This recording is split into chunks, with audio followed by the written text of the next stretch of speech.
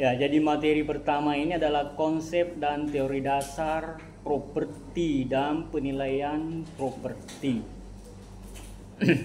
Jadi di sini menggunakan istilah properti yang sama dengan aset kalau kita di akuntansi. Tapi penilaian juga menggunakan kata aset kalau dia melakukan penilaian. Kalau dilakukan penilaian untuk tujuan laporan keuangan.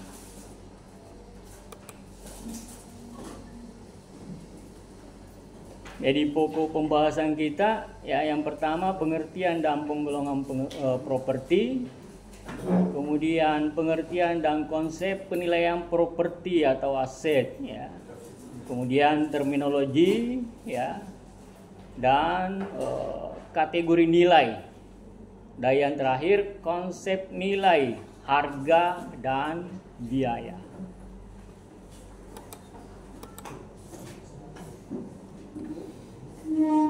Ya, jadi setiap disiplin ilmu ya atau bidang ilmu tertentu ya, bidang profesi tertentu mempunyai terminologi ya. Terminologi yang digunakan di sini, properti itu adalah segala benda yang dimiliki ya.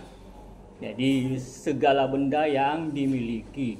Ini sebenarnya terminologi ini dikemukakan oleh Adam Smith ya. Terminologi ini tidak bisa digunakan untuk akuntansi ya. Ini sering saya tanyakan di ujian komprehensif, apa itu aset? Kok dijawabnya segala sesuatu yang dimiliki ya. Itu tidak bisa digunakan dalam disiplin ilmu atau bidang keahlian akuntansi ya.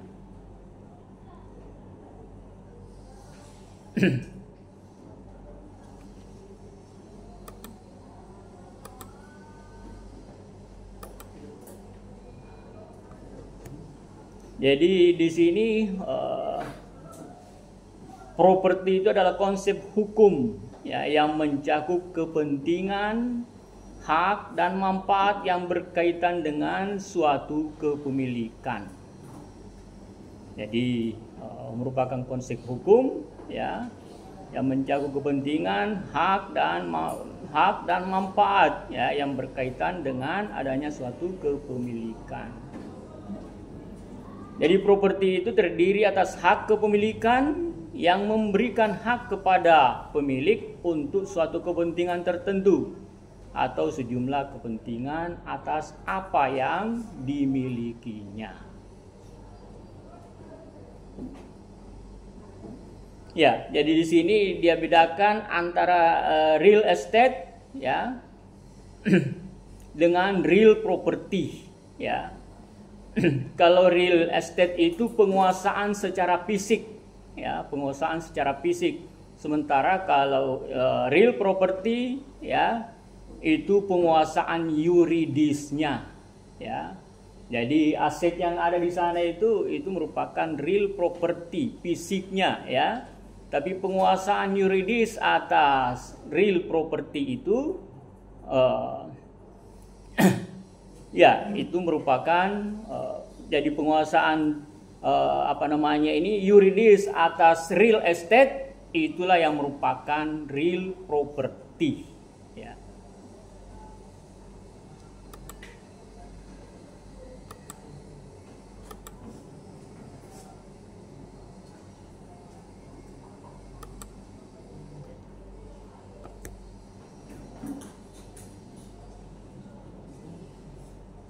Ya, real property itu adalah hak perorangan atau badan ya untuk memiliki ya, dalam artian menguasai tanah dengan suatu hak atas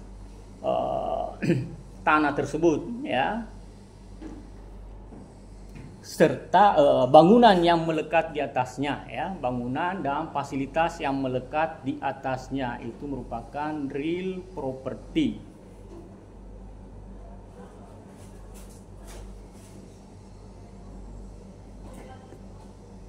Jadi di sini penekanannya adalah hak ya, hak perorangan atau badan, bisa perorangan, bisa badan, ya. Kemudian pengertian lain yang bukan real estate disebut dengan benda bergerak. Jadi yang bukan real estate, penguasaan atas benda yang bukan real estate itu disebut dengan personal property, ya, atau benda bergerak, ya, seperti kendaraan, peralatan yang bisa dipindahkan, ya, itu merupakan personal property.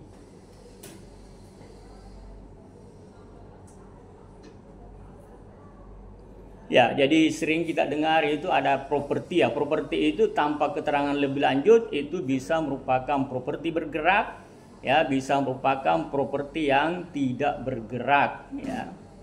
Bisa merupakan real estate kalau properti tanpa keterangan lebih lanjut, ya. Ya, jadi kita di Indonesia pengertian properti lebih diartikan sebagai real estate atau bangunan komersial, ya, seperti gedung perkantoran, ya. Gedung perkantoran yang ada di Makassar apa saja?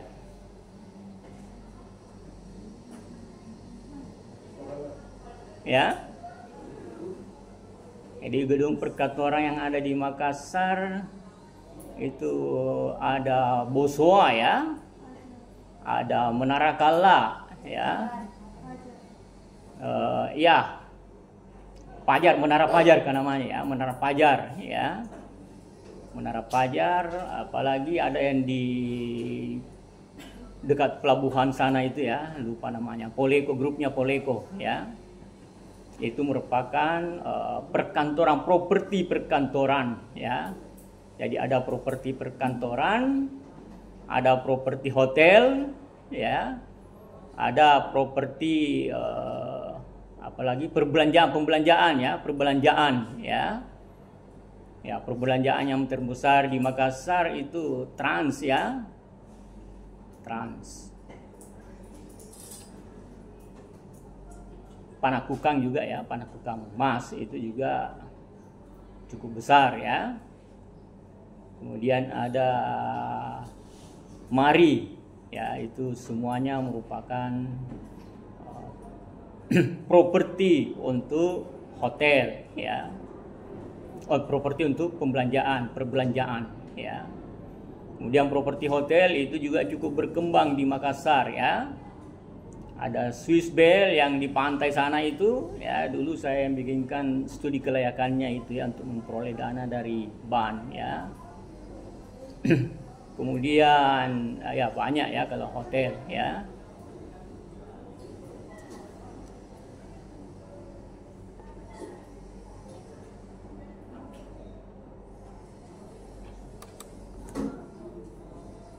Kemudian penggolongan properti,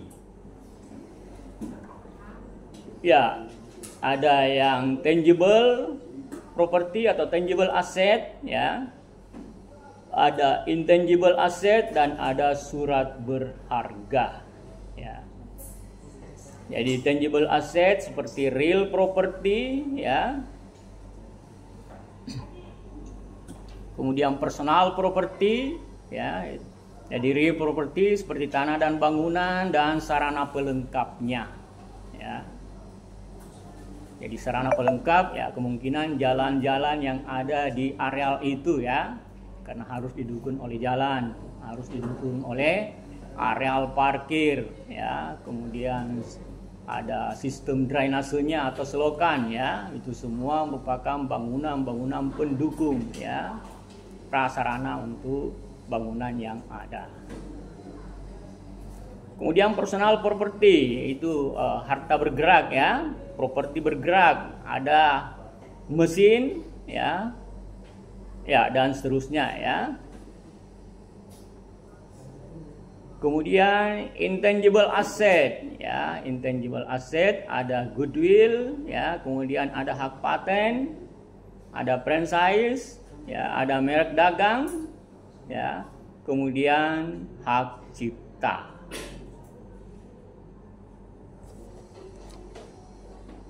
Kemudian ada properti surat berharga, ya, saham, kemudian investasi dalam investasi ya, deposito, itu semuanya merupakan properti ya. Jadi termasuk di dalamnya kalau kita membeli obligasi ya.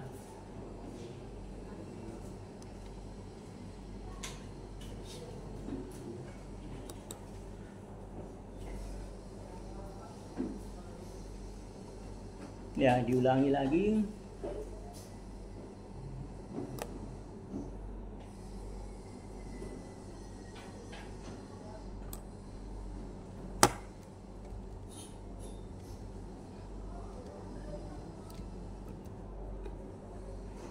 Ya, real property dijelaskan lagi kembali bahwa real property itu secara umum merupakan penguasaan secara hukum ya atas tanah, mencakup semua hak, semua kepentingan ya dan keuntungan yang berkaitan dengan kepemilikan real estate ya. Real estate berarti tanah, bangunan dan sarana pelengkapnya ya.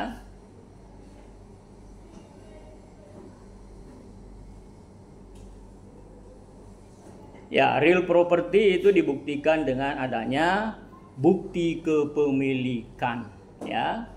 Di bukti kepemilikan kalau itu merupakan tanah dan bangunan, ada sertifikat hak milik ya, ada sertifikat hak guna bangunan, ada sertifikat hak pakai dan seterusnya.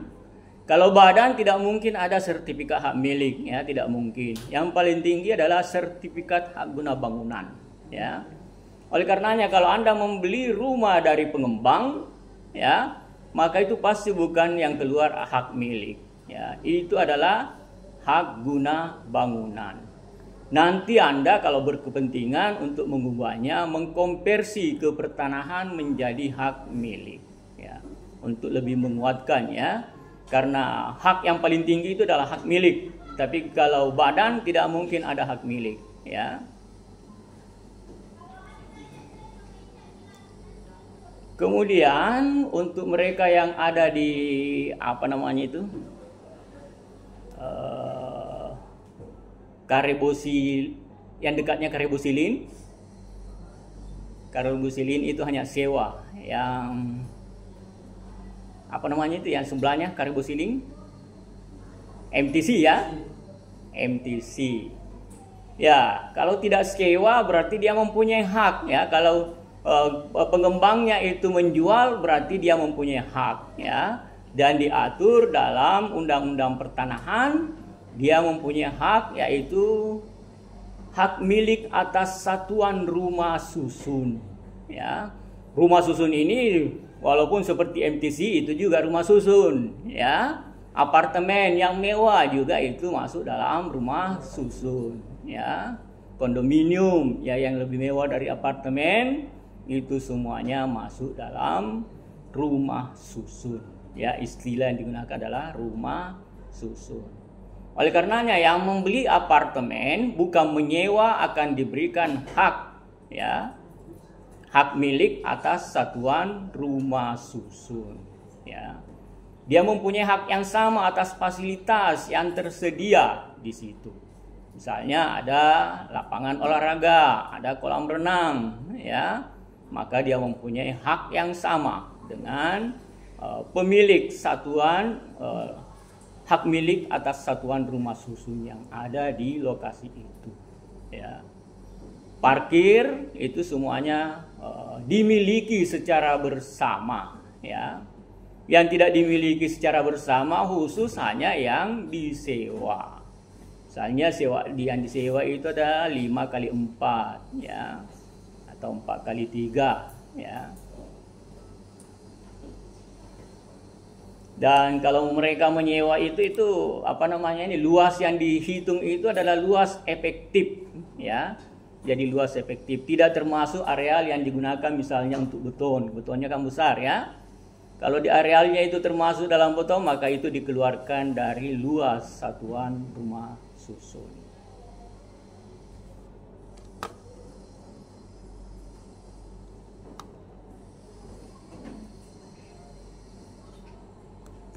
Ya, kemudian personal property itu harta bergerak ya, seperti mesin-mesin, peralatan seperti yang dijelaskan sebelumnya.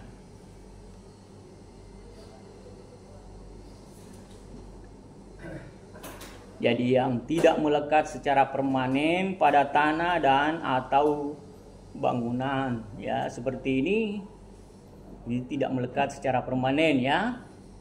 Bisa dipindahkan, bisa dijual ya. Seperti dulu Hotel Sahid ya. Hotel Sahid itu menjual semua personal propertinya ya. Menjual semua AC-nya, bahkan klosetnya ikut dijual ya, karena mau direnovasi waktu itu ya, rencananya mau renovasi, tapi masuk dalam masa Covid ya, dianggap belum layak untuk renovasi ya. Ya, jadi banyak bangunan yang secara fisik itu belum susut ya, belum susut 100% ya, tapi secara non fisik ya itu sudah susut sangat jauh. Misalnya itu Hotel Sahid ya, itu karena ketinggalan apa namanya ini, ketinggalan zaman dalam hal arsitektur misalnya ya, itu menyebabkan adanya penyusutan non fisik ya, penyusutan fungsional ataupun penyusutan ekonomis ya, itu bisa terjadi. Jadi ada penyusutan ekonomis, ada penyusutan fisik ya, ada penyusutan fungsional ya, nanti kita pelajari di minggu-minggu depan ya. Jadi kebanyakan yang kita perhitungkan dalam akuntansi itu hanya penyusutan fisik saja ya. Dihitung berapa tahun ya. Padahal kalau hotel itu ada masanya ya, ada masa berjayanya. Nanti akan kehilangan masa berjaya karena ketinggalan misalnya arsitektur ya, ketinggalan fasilitas ya yang dibutuhkan oleh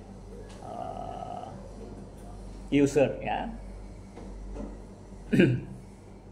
Jadi dulu waktu saya menyusun studi kelayakan Hotel Swissbell yang di Pantai, bukannya di Panakukang ya, itu tahun pertama biasanya orang menyusun itu dari yang sangat rendah pemasarannya ya. Saya pertinggi ya, pertinggi dari biasanya ya, karena melihat pasar ya. Jadi orang bank tanya kenapa ini tinggi padahal tahun-tahun pertama. Saya bilang memang ada kendala di tahun pertama soal pemasaran, soal apa? Pengenalan ya, mengenalkan produk itu.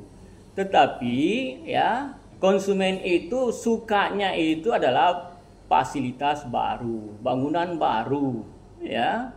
Tidak suka misalnya yang macam hotel meskipun berbintang 5 ya, tidak usah saya sebutkan namanya ya karena tidak etis ya. Meskipun berbintang 5 tapi sofanya itu botak ya, tidak diganti ya. Sudah hilang bulu-bulunya juga tidak diganti. Ya, waktu saya pernah masuk di situ saya bilang ini alamat menurun sekali ya.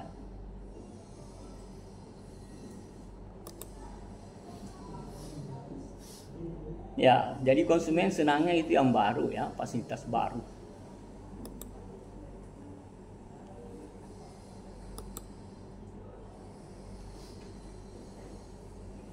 Ya, jadi appraisal juga mengenal ya, atau apa namanya ini, membahas mengenai aset yang digunakan dalam terminologi akuntansi ya. Ya, kalau saya ubah sedikit di sini terminologinya, bahwa aset itu merupakan apa namanya ini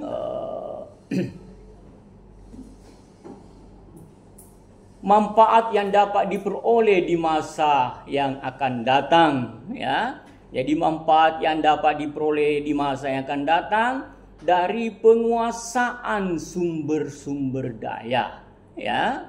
Penguasaan sumber daya yang berasal dari transaksi masa lalu ya. Kalau yang ada di sini sama dengan yang di standar ya, menerjemahkan secara langsung ya. ini ada kata dari mana, ya, itu berasal dari which, ya. Kalau kita di Indonesia sebenarnya tidak mengenal kata di mana, dari mana, ya, yang mana, ya. Jadi ini terjemahan langsung dari IFRS, ya. Jadi aset itu tidak lain dari apa? Ada manfaat ekonomis yang kita peroleh di masa yang akan datang, ya. Karena adanya penguasaan sumber-sumber ekonomis, ya. Jadi kalau Anda belajar di teori akuntansi itu tidak dikatakan kepemilikan, tapi penguasaan, ya. Penekanan penguasaan bukan kepemilikan, karena katanya, ya, di buku teori akuntansi itu, ya, katanya bahwa kalau dipakai kata pemilik kepemilikan, maka aset yang disewa itu tidak termasuk. Oleh karenanya hanya penguasaan saja, ya. Jadi aset yang disewakan dikuasai tapi tidak dimiliki, ya. Jadi dikuasai atau dikendalikan, ya, tidak perlu kata dimiliki. Kalau di pengertian properti tadi itu jelas kepemilikan, karena di edisi itu adalah konsep hukum, ya, konsep yuridis, ya.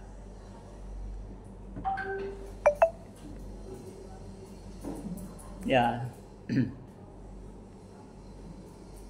Jadi manfaat ekonomis, ya. Jadi kalau kita di akuntansi, kalau ada pengorbanan kita yang tidak mempunyai manfaat ekonomis ke depan, itu dicatat sebagai apa? Ya? Ya, biaya, beban, ya. Jadi kalau kita melakukan pengorbanan cuma dua tempatnya. Kalau bukan aset, maka dia biaya, ya. Kalau pengorbanan kita itu masih mempunyai manfaat ke depan, maka dia merupakan aset, ya. Seperti Anda membeli kartu prabayar, ya. Anda membeli itu, ya, belum merupakan beban, ya, karena belum terpakai.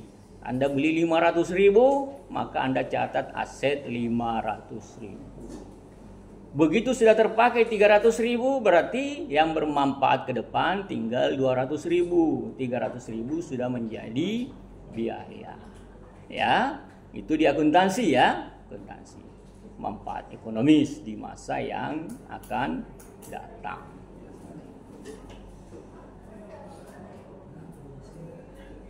Oleh karenanya di akuntansi itu biaya penelitian itu karena tidak jelas manfaatnya ke depan, ya, tidak jelas. Sedangkan akuntansi itu dasarnya adalah dapat diukur dengan handal dan dapat dikonversi dalam unit moneter, ya. Kapan tidak dapat diukur dengan handal manfaatnya ke depan, maka harus dibiayakan segera, ya. Pembiayaannya immediately, ya. Jadi harus dibiayakan segera. Ya, itu biaya penelitian karena tidak jelas. Kalau pengembangan itu jelas, ya. Bisa diasetkan, ya. Ya, di sini dikatakan, jadi di pendidikan appraisal itu juga harus belajar akuntansi, ya, akuntansi, karena nanti bertujuan untuk menetapkan nilai apa yang saya gunakan untuk aset yang ada di entitas itu, ya. Suatu aset dapat diakui di neraca, ya, laporan keuangan maksudnya itu, apabila aset tersebut memberikan kemungkinan manfaat di masa yang akan datang, ya. Kemungkinan di sini, ya, tentu kita harus memakai kemungkinan karena itu masih di masa yang akan datang. Tetapi petunjuk umum dalam akuntansi bahwa kemungkinan itu harus dapat diukur dengan handal, ya, dapat diukur dengan handal.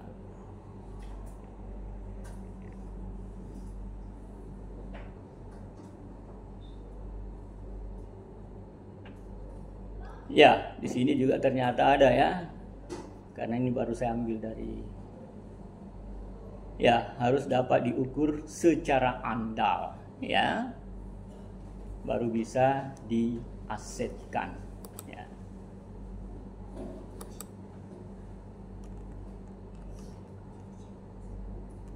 Ya, jadi pendidikan appraisal juga harus melihat ya membedah laporan keuangan. Jadi standar akuntansi untuk laporan keuangan membagi aset dalam aset lancar dan aset tidak lancar.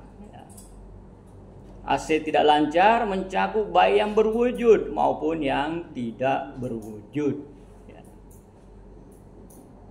Kemudian aset tidak lancar yang berwujud itu dikategorikan dalam dua kategori, ya, yaitu aktiva tetap atau fixed asset. Ini istilah yang digunakan oleh GAAP, ya. Kalau IFRS menggunakan istilah property, plant dan equipment, ya.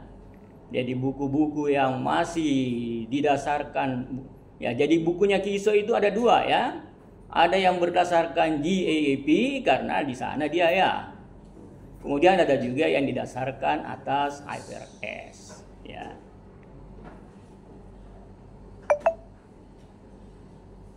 Ya, jadi kalau IFRS menggunakan istilah property, plant dan equipment, ya.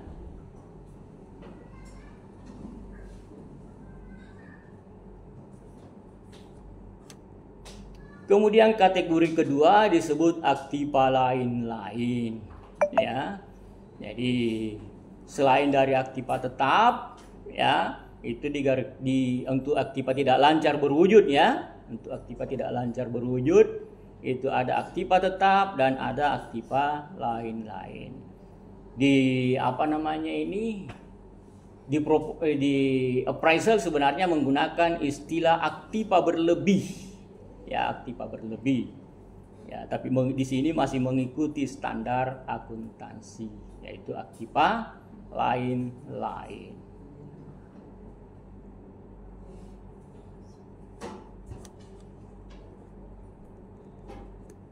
Apa persyaratan untuk bisa disebut sebagai aset tetap?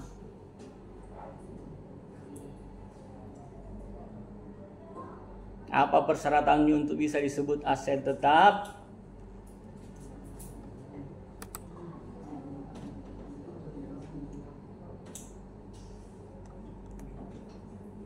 Ya. Jadi yang pertama itu adalah aset yang masa manfaatnya lebih dari satu periode. Ya, aktiva lain juga memiliki syarat itu, ya. Aktiva lain juga memiliki syarat itu. Kemudian tidak dimaksudkan untuk dijual. Aktiva lain-lain juga memenuhi persyaratan itu, ya. Kalau dimaksudkan untuk dijual, aktiva apa namanya? Ya, inventory, ya. Inventory. Jadi walaupun ada tanah 5 hektar di sana itu, kalau sudah dikapling-kapling dan dimaksudkan untuk dijual, itu inventory. Ini juga sering saya tanyakan di ujian komprehensif, ya, malah yang lebih mudah.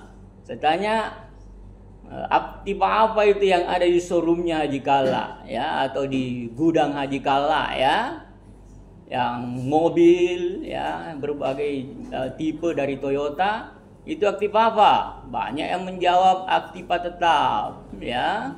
Padahal itu adalah aktiva yang dibeli untuk tujuan dijual.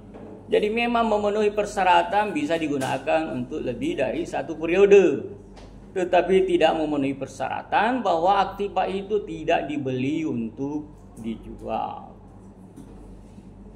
Ya, jadi syarat tadi yang saya sebutkan pertama dan kedua itu juga dimiliki oleh aktiva lain-lain non lancar, ya. Tetapi syarat yang pertama, yang terakhir yang saya sebutkan ini, yang merupakan syarat pertama di PowerPoint ini, ya. Ya, harus dapat digunakan dalam operasional, ya, baik untuk menghasilkan barang dan jasa, misalnya pabrik, ya, atau dipersewakan, ya, dipersewakan atau digunakan untuk menghasilkan jasa, ya. Kemudian dapat juga untuk kepentingan administrasi, ya. digunakan untuk kantor administrasi. Bagian pemasaran, direksi, kantor yang digunakan itu adalah untuk tujuan administratif. Ya. Jadi penyusutannya tentu masuk dalam beban administrasi. Ya. Jadi itulah yang membedakan dengan aktiva lain. Aktiva lain belum digunakan dalam operasional, tapi juga tidak dimaksudkan untuk diperjualbelikan. Ya, tidak dimaksudkan untuk diperjualbelikan. Ya. Jadi walaupun aktivanya itu bisa digunakan dalam satu periode, kalau itu dimaksudkan untuk dijual, maka inventory. Jadi tanah yang luas di sana itu yang Anda beli bisa dicatat dalam 3, ya. Bisa inventory, bisa aset tetap, ya. Kalau digunakan sebagai gudang misalnya, ya, karena gudang mobil itu tidak perlu beratap, ya. Jadi mobil yang kita beli itu berada di gudang, ya. Baik di gudangnya Astra maupun di gudangnya PT Haji Kala itu tidak beratap, ya.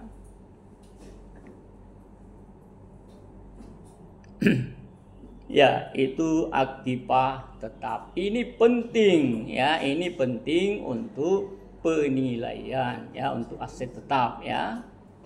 Aset non lancar, ya, aset non lancar. Kalau inventory kan aset lancar, ya. Aset lancar ini aset non lancar, ya. Inventory itu aset lancar karena ditujukan untuk dikonversi, ya, menjadi kas dalam satu periode akuntansi. Ya. Jadi di sini hanya dikategorikan aktiva lain dan aktiva tetap. Ya, aktiva lain bisa merupakan aset investasi, ya.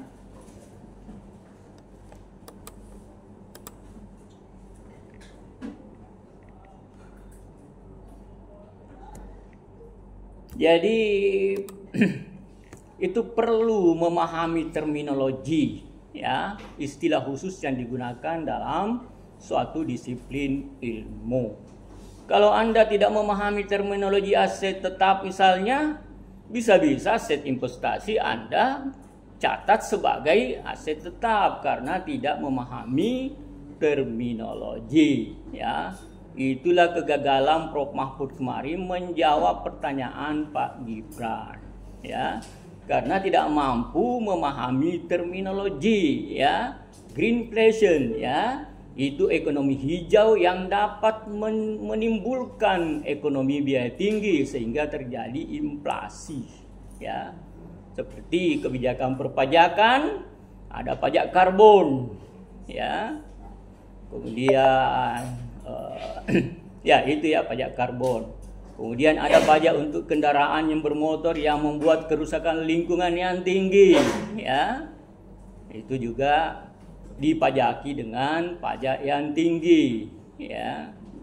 Kemudian ada kebijakan nanti dulu sudah terjadi, ya. Ada kebijakan penghapusan premium. Itu juga adalah kebijakan ekonomi hijau, ya. Karena premium itu menciptakan polusi yang lebih tinggi dibanding pertalite, ya. Kemudian pertalite nanti juga akan dihapus, ya. Bukan karena pemerintah mau menyengsarakan rakyatnya, tetapi itu adalah untuk kepentingan lingkungan kita. Karena kita bertanggung jawab atas lingkungan, ya. Walaupun itu menyebabkan ekonomi biaya tinggi, ya. Itulah yang ditanyakan oleh timnya sebenarnya, ya. Tim Pak Gibran meminta supaya menanyakan hal ini ke Prof. Mahfud, ya. Padahal Prof. Mahfud lah yang membuat undang-undang HPP yang dimana di dalamnya ada pajak karbon, ya. Pajak karbon tentu saja akan menimbulkan biaya ekonomi tinggi yang dapat menimbulkan inflasi, ya. Menimbulkan inflasi. Jadi itu ditanyakan apakah Anda mau menempuh itu tapi dengan konsekuensi ini, ya. Kita mau memperbaiki lingkungan tetapi konsekuensinya bisa menimbulkan ekonomi biaya tinggi, ya. Kalau yang dijelaskan oleh Prof. Mahfud itu adalah ekonomi sirkular yang tidak sama sekali menimbulkan inflasi, ya. Jadi sebagai orang Madura, ya, saya bangga sebagai orang Madura mengumpul ini benda-benda ini ya untuk didaur ulang, ya, itu ekonomi sirkular, tapi tidak menimbulkan inflasi, tidak masuk dalam dilema kebijakan, ya. Ya, tidak apa-apa saya kemukakan karena sudah berlalu pemilu, ya, tidak lagi mempengaruhi suara, ya.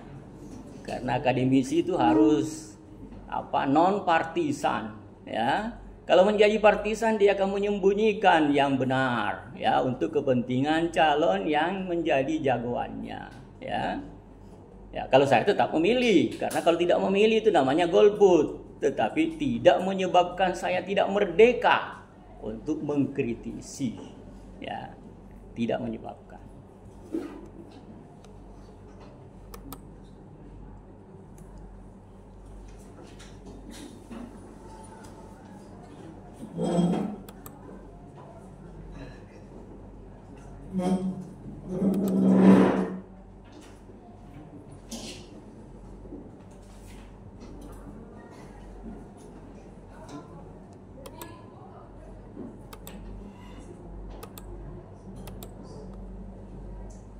Ya, penilaian adalah proses pekerjaan untuk memberikan estimasi dan opini, ya, jadi memberikan pendapat atas nilai ekonomi suatu objek penilaian, ya, pada suatu saat tertentu.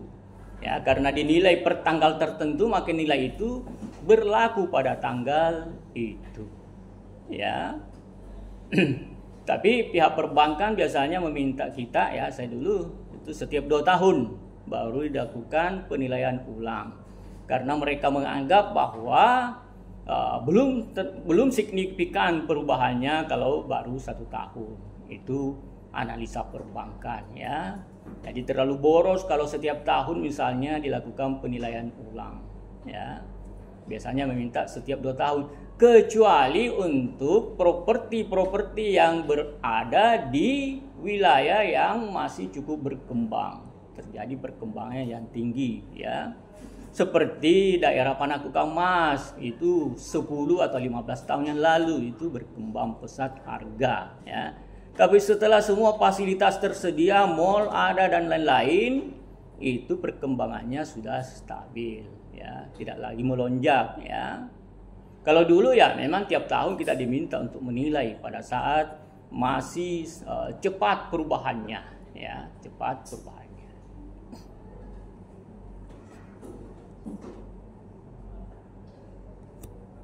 Ya, itu termuat dalam KP, ya, KP 373, KP 3.7, ya, sorry. Kemudian penilai adalah seorang yang memiliki kualifikasi, kemampuan, dan pengalaman dalam melakukan kegiatan praktik penilaian untuk mendapatkan nilai ekonomi dengan bidang keahlian yang dimilikinya. Bidang keahlian yang dimiliki pada dasarnya ada 2, ya. Penilai properti seperti yang saya geluti dulu, ya, dan penilai usaha yang tidak pernah saya geluti karena juga tidak pernah mendapatkan pendidikan penilai usaha, ya. Karena kita menilai profesi itu berdasarkan pasar, ya. Kalau saya menjadi penilai usaha baru tidak ada yang minta saya di sini, kan rugi, ya. Ada karyawan yang kita gaji tidak pernah mendapat pekerjaan karena tidak ada order penilai usaha di Makassar, ya. Yang ada cuma di Jakarta, Surabaya pun ya sangat sedikit, ya, sangat sedikit. Jadi kita memilih berdasarkan yang bisa kita gunakan untuk memperoleh penghasilan. Karena namanya profesi itu ya harus bisa menghasilkan, ya.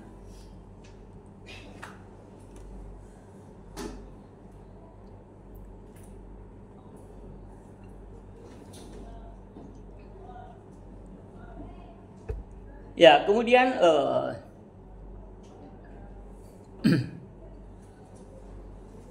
sekarang ini penilai properti, saya tidak tahu apakah karena sudah lama saya tinggalkan ya, 2016. Apakah bidang-bidangnya misalnya terbagi lagi menjadi perkebunan, ya, penilai perkebunan, ya, atau tidak, masih tetap penilai properti saya kira semuanya ya. Karena di undang-undang penilai juga tidak dibedakan ya, semua hanya penilai properti ataukah penilai usaha.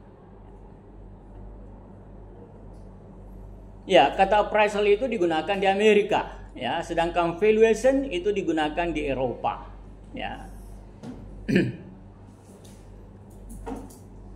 Jadi appraiser, ya, appraisal, ya, kalau pekerjaannya, appraiser kalau penilainya, ya. Kemudian ada valuation, ada valuer, itu digunakan di Inggris, ya. Seperti kalau apa namanya ini, akuntansi, ya, itu menggunakan IFRS, tapi ini hanya istilah ya, hanya istilah ya.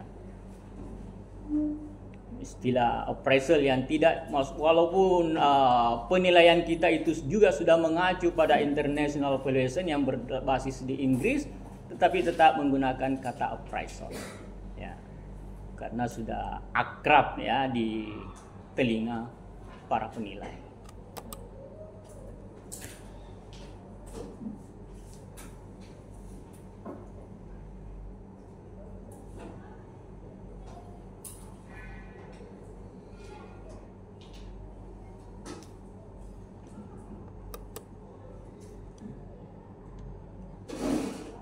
Ya, jadi pengertian penilaian tadi itu ya, penilaian itu merupakan suatu opini ya. Opininya apa? Ya, opininya dinyatakan dalam estimasi nilai ya. Jadi penilaian atas suatu estimasi nilai. Ya, itu dihasilkan dari analisis atas data pasar yang relevan ya. Jadi hasil dari analisis atas data pasar yang relevan ya, menghasilkan estimasi nilai, dan estimasi nilai yang disajikan itulah yang merupakan opini dari penilai. Dilakukan pada hari tertentu. Jadi setiap laporan penilaian pasti diberikan tanggal penilaian. Artinya penilaian itu berlaku pada tanggal itu ya, pada tanggal itu. Karena kita tidak tahu bagaimana besok-besok ya. Kalau tidak ada perubahan signifikan, biasanya perbankan sekali lagi itu memberikan tugas kita itu untuk suatu properti itu 2 tahun sekali. Tapi kalau mengalami perkembangan yang pesat, maka sekali setahun.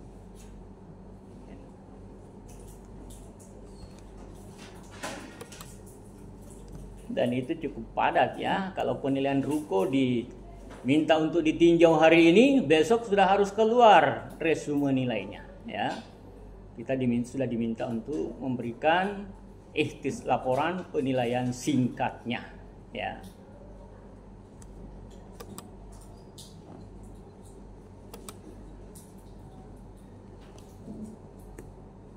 Ya, ini masih berdasarkan standar penilai ya, SPI. Penilai terdiri atas tenaga penilai ya, itu seorang yang telah lulus pendidikan di bidang penilaian yang diselenggarakan oleh asosiasi profesi. Asosiasi profesinya itu bernama MAPI ya, Masyarakat Profesi Penilai Indonesia ya. Sedangkan perusahaannya bernama GAPI ya, Gabungan Perusahaan Penilai Indonesia.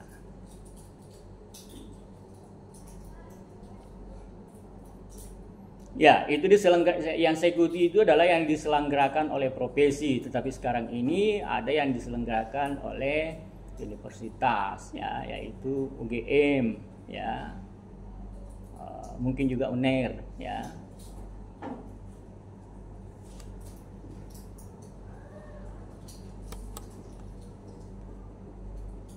Kemudian ada penilai bersertifikat, adalah seorang yang telah lulus ujian sertifikasi di bidang penilaian yang diselenggarakan oleh MAPI ya.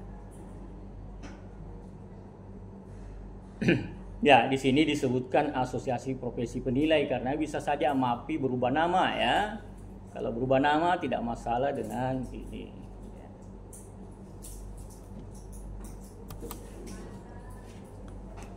Ya, jadi penilaian itu bisa untuk kepentingan pajak ya.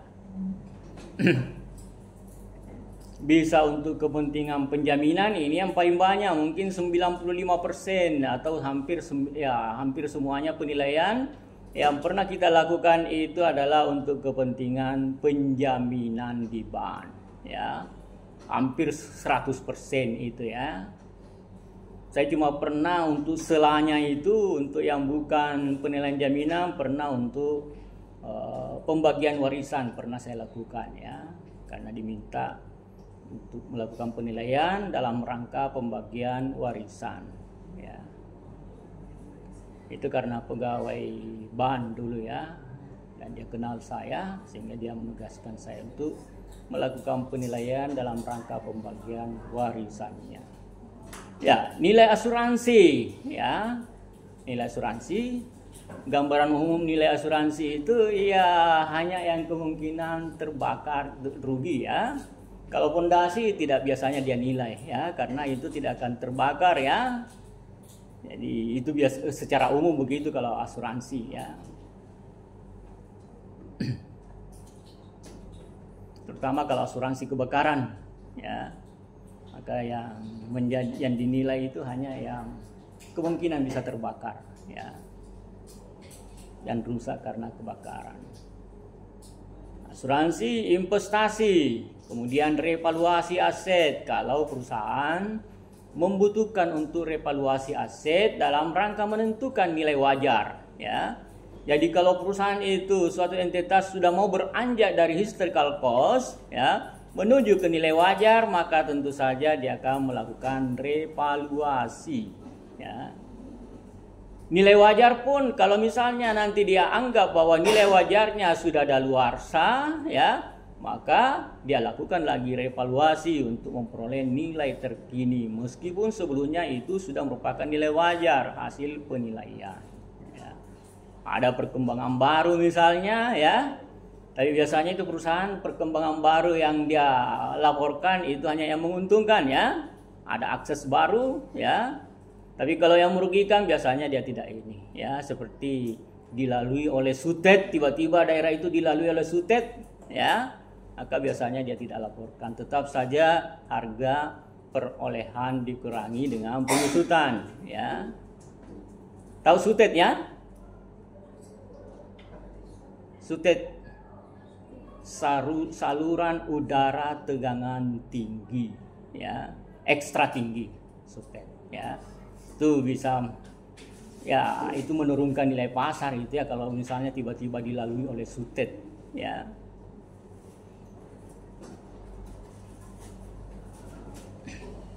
Yang bisa juga menyebabkan turunnya nilai itu kalau misalnya tiba-tiba jalan itu menjadi satu arah. Kalau satu arahnya seperti jalan Wahidin ya, jalan Irian dulu ya, tidak masalah karena dekat pembalikan ya. Tapi kalau satu arahnya seperti jalan Sungai Sadam Baru ya, itu pasti sangat menurunkan nilai ya. Bukan main harus keluar dulu ke sana untuk membalik ya.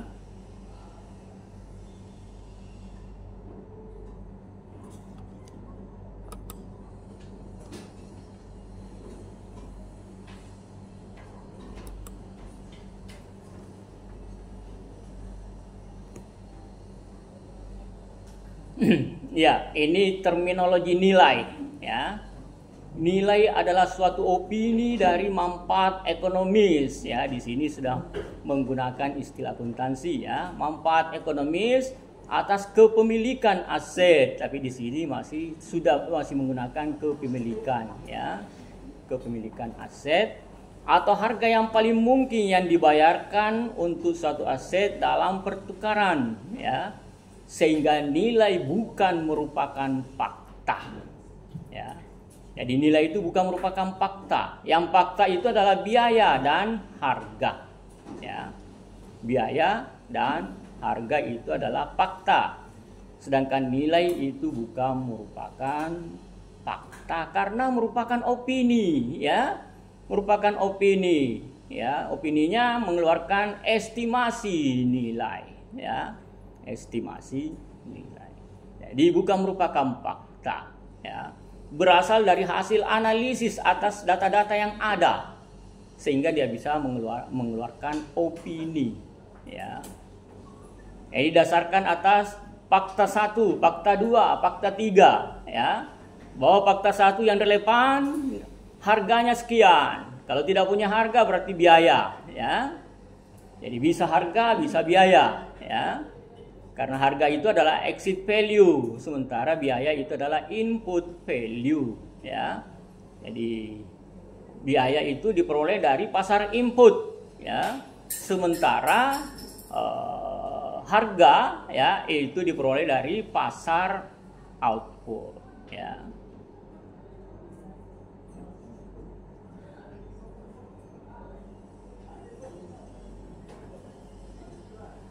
Ya, ini ada nilai yang kedua, ya, yang pengertian yang kedua ini dimuat dalam, dulu masih ini draft, ya, saya tidak tahu sekarang sudah diundangkan atau belum. Pasti sudah karena sudah lama, ya. Ini cukup lama, ya. Tahun 2012 pernah saya menjadi pemateri yang diselenggarakan oleh Direktorat Jenderal Kekayaan Negara, ya.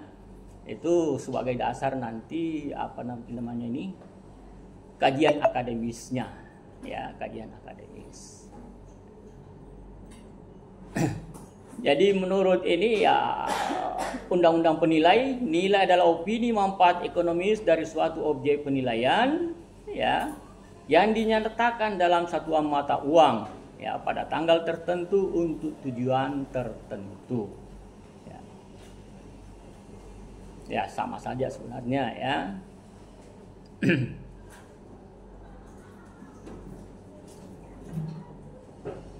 Ya, kemudian tipe nilai pada dasarnya nilai itu dibedakan atas dua, yaitu nilai pasar, ya, dan selain nilai pasar, ya, nilai pasar dan selain nilai pasar.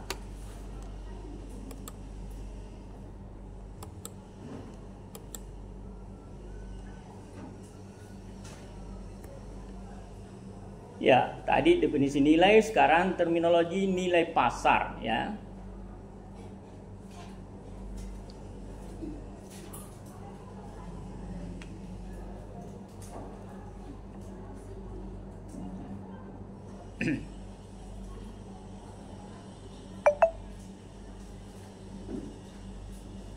Jadi nilai pasar didefinisikan sebagai estimasi sejumlah uang yang dapat diperoleh atau dibayar untuk penukaran suatu aset atau liabilitas, ya, pada tanggal penilaian, ya. Penekanannya adalah antara pembeli yang berminat membeli. Nanti ada penjelasannya di KP, ya, bahwa yang dimaksud dengan penilai yang berminat membeli itu bukan yang berminat sekali, ya, tetapi hanya berminat untuk membeli. Kalau sudah ada berminat sekali, walaupun itu tidak merupakan harga pasar, dia akan beli, ya. Jadi dibatasi bahwa berminat untuk membeli nanti dengan penjelasan bukan yang berminat sekali, ya. Dan yang penjual yang berminat menjual, ada juga penjelasannya nanti bahwa berminat untuk menjual tidak berminat sekali untuk menjual, ya. Karena kalau berminat sekali berapapun harganya dia akan jual, ya, walaupun itu di bawah harga pasar. Oleh karenanya, ya, para surveyor itu harus memastikan bahwa data yang diperolehnya itu adalah data pasar. Artinya memang memenuhi persyaratan untuk disebut sebagai data pasar yang relevan untuk dijadikan data dalam menentukan estimasi nilai pasar sebagai opini dari penilai itu, ya. Dalam suatu transaksi bebas ikatan, jadi tidak ada beban, ya, tidak ada ikatan, ya. Bukan karena saya mau menjual kepada bos saya misalnya, ya, sehingga saya jual murah, ya. transaksi bebas ikatan yang pemasarannya dilakukan secara layak, ya. Kalau dilakukan secara tergesa-gesa itu termasuk dalam kategori nilai jual paksa, ya, atau yang biasa kita kenal sebagai nilai likuidasi, ya. Jadi pemasarannya dilakukan secara layak, ya, jangka waktunya layak, ya, tidak dijual secara tergesa-gesa, ya. Seperti orang yang mau pindah misalnya, ya, dia jual secara tergesa-gesa, ya, maka itu tidak bisa dijadikan sebagai data pasar yang relevan, ya. Di mana kedua pihak masing-masing bertindak atas dasar pemahaman yang dimilikinya, ya. Jadi walaupun misalnya barang itu sudah rusak metiknya, tapi kalau yang dia pahami bahwa tidak rusak, maka itulah harga pasarnya, karena tidak mungkin seorang penilai atau seorang surveyor mau menelisik sampai ke sana, ya, tidak mungkin. Jadi didasarkan atas pemahamannya, misalnya bahwa barang itu baik, maka dia mau membeli, ya. Itu baru bisa dikatakan sebagai data yang relevan, ya, sebagai data pembanding. Ya, penuh kehati-hatian tanpa paksaan. Itu termuat dalam SPI 101/31. Ya, nanti saya kirimkan scan-nya, ya, scan SPI, ya.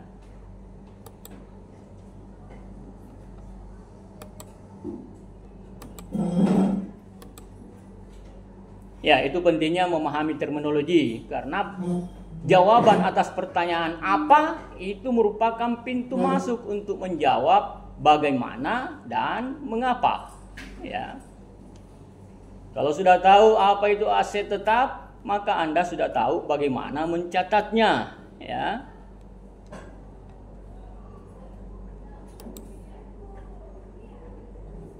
Ya, jadi nilai pasar ada nilai selain nilai pasar, ya. Seperti monumen mandala di sana itu tentu saja tidak bisa dinilai dengan nilai pasar, ya, karena tidak ada pasarnya, ya. Tidak diperjualbelikan, ya. Tidak ada data juga untuk bisa diperjualbelikan, ya.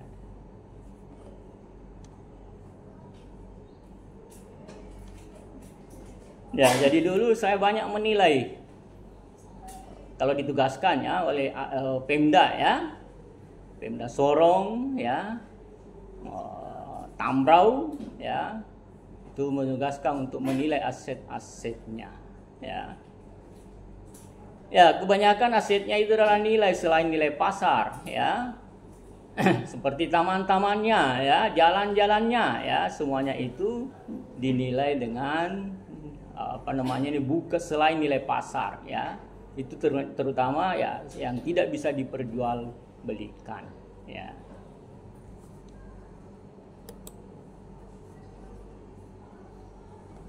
Ya, turunan dari nilai pasar ada nilai pasar untuk dipindahkan, seperti ini misalnya kalau diasumsikan untuk dipindahkan. Kemudian nilai pasar untuk penggunaan yang ada, ya. Ya, nilai pasar untuk penggunaan yang ada itu tidak melihat bagaimana penggunaan terbaik dan tertinggi, ya. Jadi merupakan kelanjutan dari penggunaan aset yang ada. Jadi di sini dikatakan mengabaikan penggunaan terbaik dan tertinggi.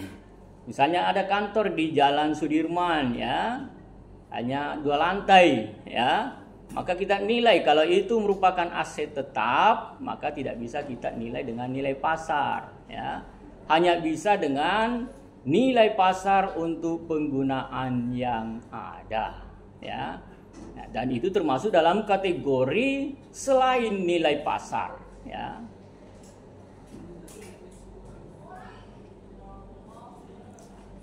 Kemudian nilai realisasi bersih, ya.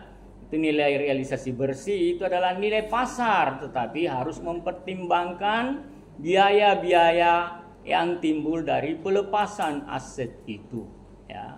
Sama di akuntansi, ya. Anda kenal ada nilai realisasi bersih ya, net realizable value ya, itu biasa kita sebut di akuntansi. Kalau ada biaya-biaya yang signifikan yang harus dikeluarkan dalam rangka pelepasan aset itu.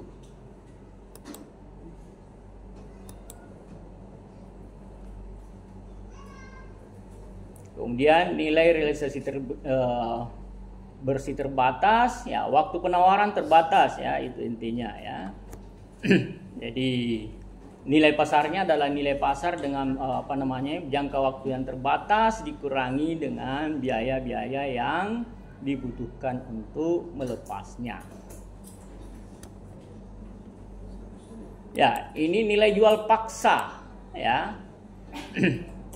Atau biasa juga disebut dengan nilai likuidasi ya. Ini ini berlaku jika jangka waktu penawaran pendek ya.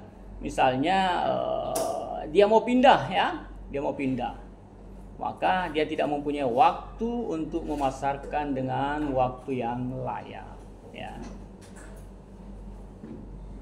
Ada kondisi yang memaksa untuk melakukan transaksi jual beli. Ini misalnya ini ya, yang percaya dengan mistik ya, dianggap bahwa rumah itu membawa sial baginya, anaknya sakit-sakitan ya, itu dia jual ya. Jadi ada banyak yang begitu ya, rumahnya dianggap sial ya, karena anaknya sering sakit-sakitan ya, jadi dia jual ya. Ada daerah yang pernah didatangi temamu ya untuk penugasan dari Pemda ya, di pulau lupa namanya ya. Setiap ada orang meninggal, karena ini memang tradisinya seperti itu ya, tetuanya yang mengatakan seperti itu. Setiap ada orang yang meninggal di rumah itu, maka dia tinggalkan rumah itu, pindah ya. Itu adalah kepercayaan yang dianutnya ya.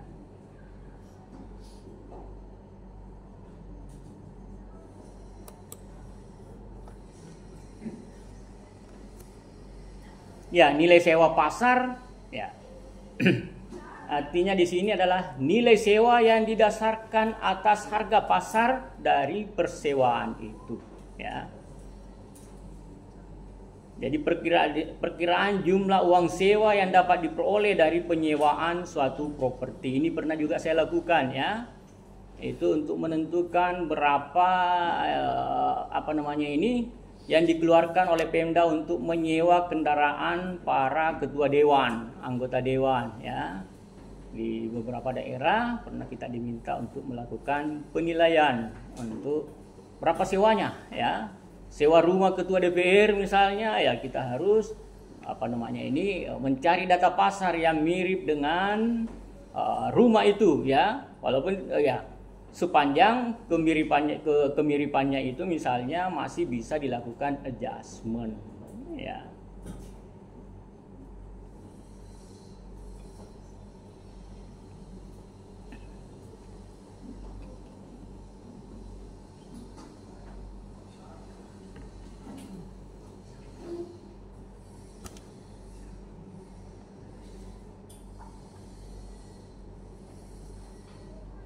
Ya, jadi semua yang pasar itu pasti diikat oleh bebas ikatan ya. Penawarannya dilakukan secara layak ya, itu persyaratan-persyaratan untuk disebut sebagai baik nilai pasar maupun nilai sewa pasar ya. Jadi nilai sewa pasar maksudnya itu adalah nilai sewanya yang didasarkan atas data pasar yang ada ya.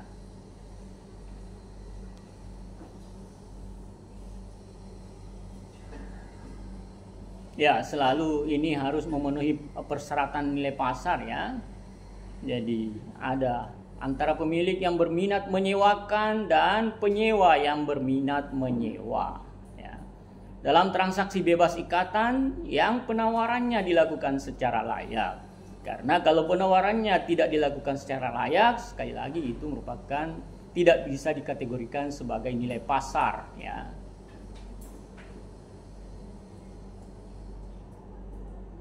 Dan tiap-tiap pihak mengetahui bertindak hati-hati dan tanpa paksaan. Itu semuanya ya batasan-batasan untuk disebut sebagai nilai pasar.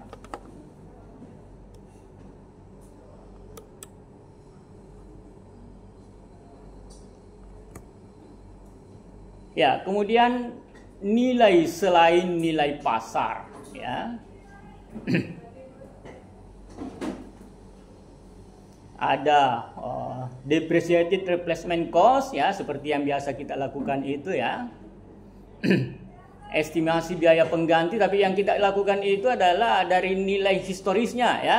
Tapi kalau ini adalah dari current cost-nya, ya, current value-nya, ya. Jadi nilai pasar estimasi biaya penggantian terdepresiasi, ya.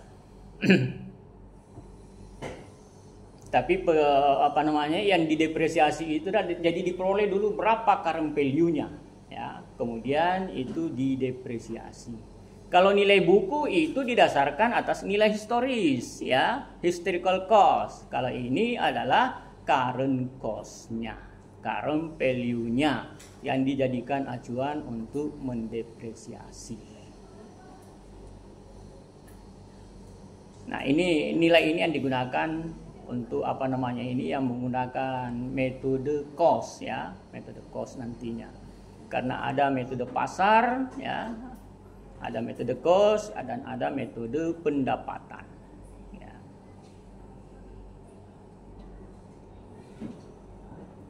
Ya, ini digunakan untuk properti khusus, ya, atau jarang atau tidak pernah dijual secara terbuka di pasar. Seperti jalan-jalan, ya, itu jarang, ya. Maka yang bisa digunakan berapa cost-nya pada saat ini dikurangi dengan penyusutannya, ya, seluruh penyusutan yang ada, terutama penyusutan fisik, ya. Kalau kemungkinan ada penyusutan ekonomis, ya kita masukkan penyusutan ekonomis, ya.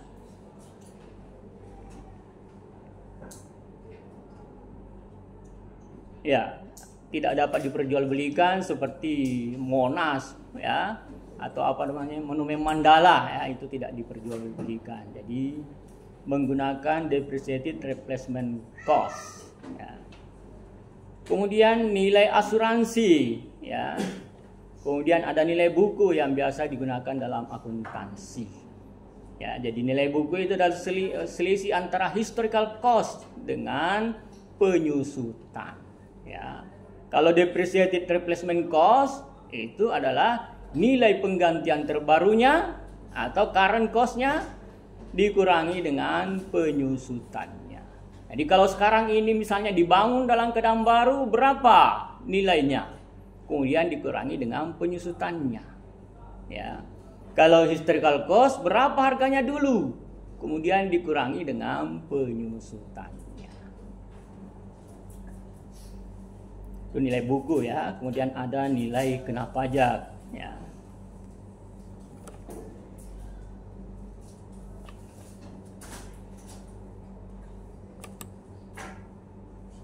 Ya, ada properti tidak khusus, inilah yang menjadi objek penilaian nilai pasar, ya, untuk properti yang tidak khusus, ya.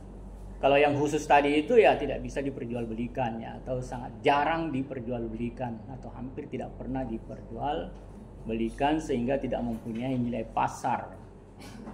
Kalau gedung-gedung, ya kita bisa nilai sepanjang, ya, kita bisa menilai langsung dengan pendekatan pasar sepanjang ada data pasarnya, ya. Tetapi kalau misalnya tidak ada data pasar untuk keseluruhan bangunan itu, tanah dan bangunannya, maka kita menggunakan metode cost, ya. Tanahnya kita nilai berdasarkan harga pasar, ya, karena bisa dipastikan tersedia harga pasar untuk tanahnya. Tetapi bangunannya kita nilai berdasarkan current cost-nya, ya.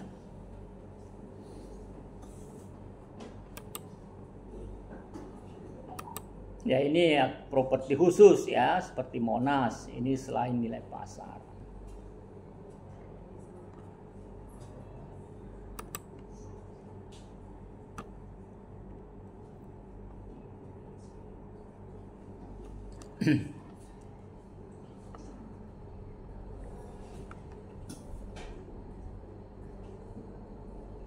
Ya, jadi untuk kepentingan penggunaan nilai pasar itu bisa untuk laporan keuangan, bisa untuk kepentingan jaminan, ya, bisa untuk kepentingan jaminan. Untuk penggunaan nilai pasar, ya, yang digunakan untuk nilai pasar atas laporan keuangan itu adalah untuk aset yang bukan tergolong aset tetap, ya, tetapi aset lain-lain, ya. Kalau aset tetap, maka dia menggunakan nilai pasar untuk penggunaan yang ada. Ya. Sedangkan yang bukan aset tetap, ya, artinya belum digunakan dalam operasional, maka dia menggunakan nilai pasar. Nilai pasar tanpa embel-embel, ya, itu adalah nilai pasar dalam asumsi penggunaan terbaik dan tertinggi. Ya. Jadi nilai pasar tanpa embel-embel hanya disebut nilai pasar, berarti asumsinya adalah nilai pasar untuk penggunaan terbaik dan tertinggi. Ya. Sedangkan nilai pasar yang lain adalah nilai pasar untuk penggunaan yang ada. Ya. Jadi kalau ada kantor di Jalan Sudirman misalnya, ya, itu aset tetap atau ada tanah di sana, maka dinilai berdasarkan penggunaan yang ada sekarang ini. Ya.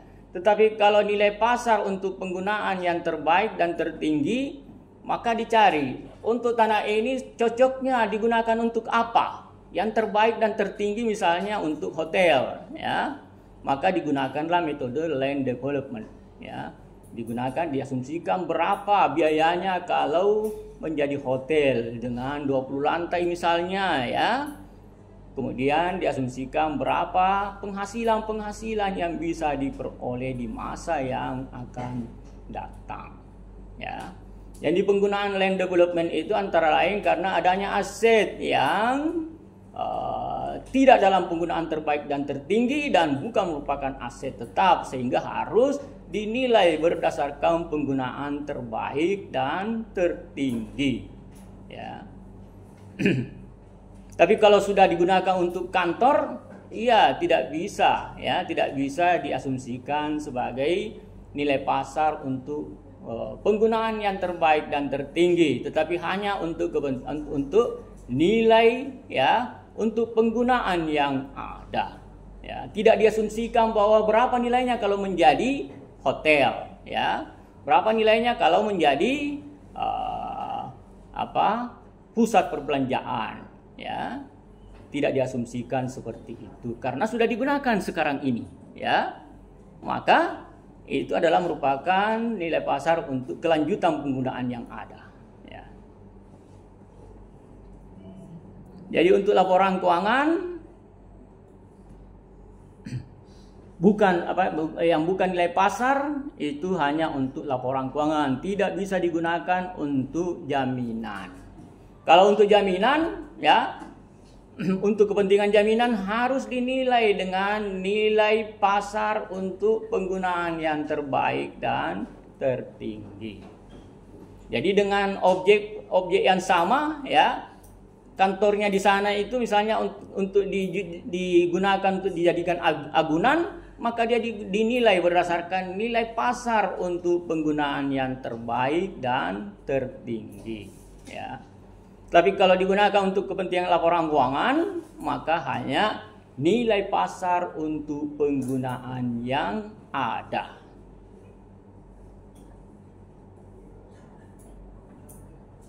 Ya, untuk nilai pasar ini aktiva tidak khusus, ya.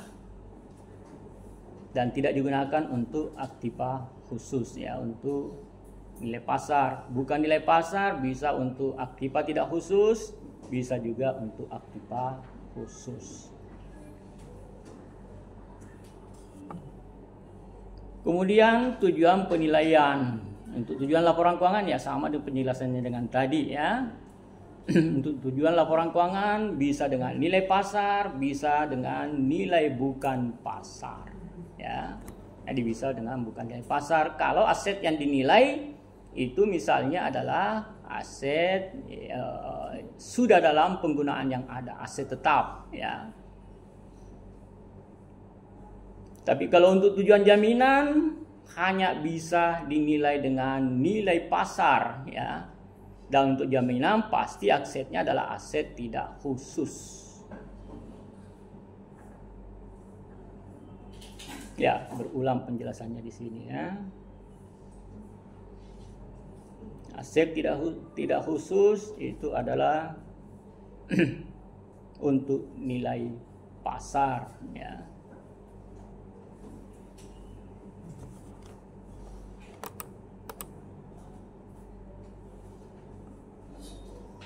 Ya, kemudian kita masuk ke nilai, biaya, dan harga.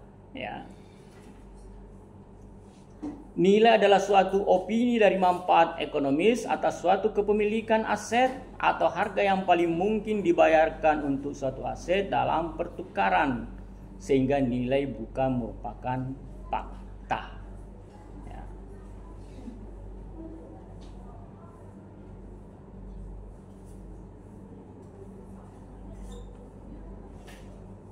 Dinilai bukan merupakan fakta. Kemudian ada terminologi biaya, ya, bahwa biaya itu sejumlah uang yang diperlukan untuk memperoleh atau menciptakan barang dan jasa. Jadi di sini merupakan input value, ya, input value. Bisa current cost, bisa historical cost, ya.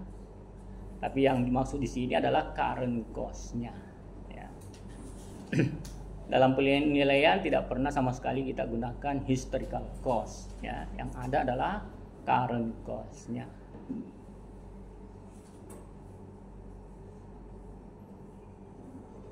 Ya, sejumlah uang yang diperlukan untuk memperoleh. Ya. Berarti kita perolehnya di pasar input. Ya. Ketika aset telah diperoleh atau diciptakan, biaya sudah merupakan fakta. Ya, kalau masih dianggarkan tentu belum merupakan fakta ya. Tapi kalau sudah terjadi ya, sudah diperoleh atau diciptakan, maka biaya itu merupakan fakta. Ya. Kalau sudah fakta maka bisa dijadikan data pembanding sepanjang relevan ya dengan aset yang dinilai.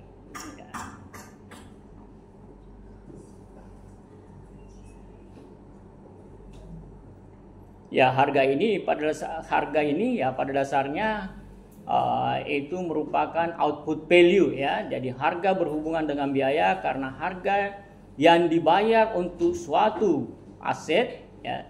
Jadi kalau kita ini harga yang dibayar untuk aset ya, itu menjadi biaya ya. Jadi harga itu adalah biaya ditambah biaya dari material ditambah dengan perizinan ditambah dengan upah ya. Upah pekerja maksudnya di sini adalah direct labor ya. Upah pekerja di situ adalah direct labor, sementara biaya tidak langsung itu adalah overhead. Ya, biaya tercipta dari itu. Ya. Sehingga kalau terjadi biaya itu merupakan fakta ya. Biaya ditambah dengan keuntungan yang diinginkan itulah harga. Ya. Jadi biaya ditambah dengan keuntungan yang diinginkan itu adalah harga. Itu merupakan output value ya. Biaya untuk harga yang diperoleh ketika kita melepas aset itu. Sedangkan biaya adalah ketika kita memperoleh aset itu. Jadi harga adalah biaya ditambah dengan keuntungan yang ditetapkan oleh pembuat dan tentu saja pasar ya. Keuntungannya bisa saja minus ya. Kalau ternyata pasar sudah tidak merespon itu ya. Keuntungan jadi biaya ditambah dengan keuntungan yang ditetapkan oleh pembuat dan pasar ya. Jadi definisi harga yang ada di sini ya, sejumlah uang yang disepakati dari suatu transaksi atau pertukaran suatu barang yang terjadi dalam pasar di mana penjual dan pembeli mempunyai pengetahuan yang layak ya mengenai fakta-fakta yang relevan ya dan lepas sama sekali dari paksaan. Jadi harus memenuhi persyaratan itu ya. Kemudian kalau mau dirumuskan maka harga itu adalah input value ya atau biaya current cost ya ditambah dengan keuntungan yang diharapkan. Umumnya keuntungan itu adalah plus ya. Kecuali kalau terlalu lama dibuat sehingga pasarnya sudah menurun misalnya. Ya.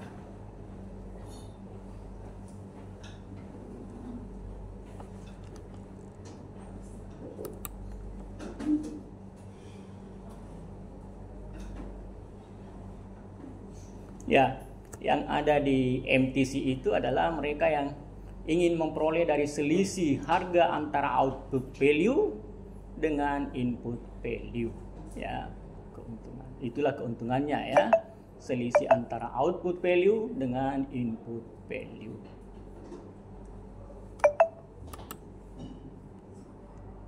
Jadi harga merupakan fakta ya, fakta historis, baik diumumkan secara terbuka maupun tidak diumumkan.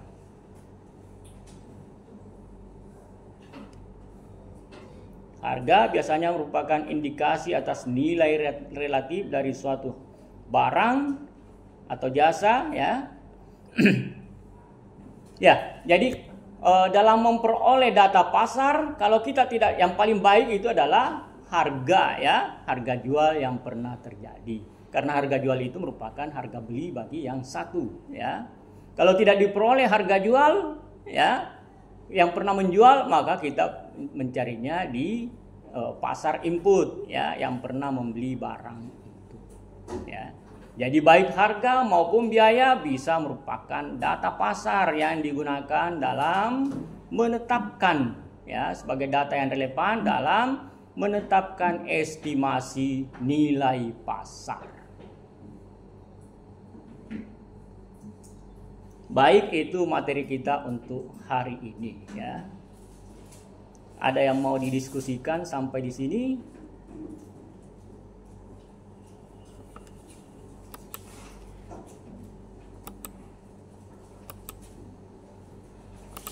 Jadi sekali lagi, biaya dan harga itu adalah fakta dan menjadi data yang kalau relevan bisa dijadikan data pasar untuk menentukan nilai pasar dari aset yang dinilai ya.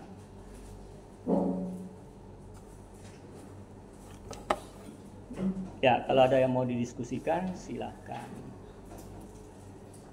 Atau bisa juga bertanya di WA group ya. Nanti saya kirimkan ini ya di WA group karena saya belum tahu memasukkannya di sekolah ya.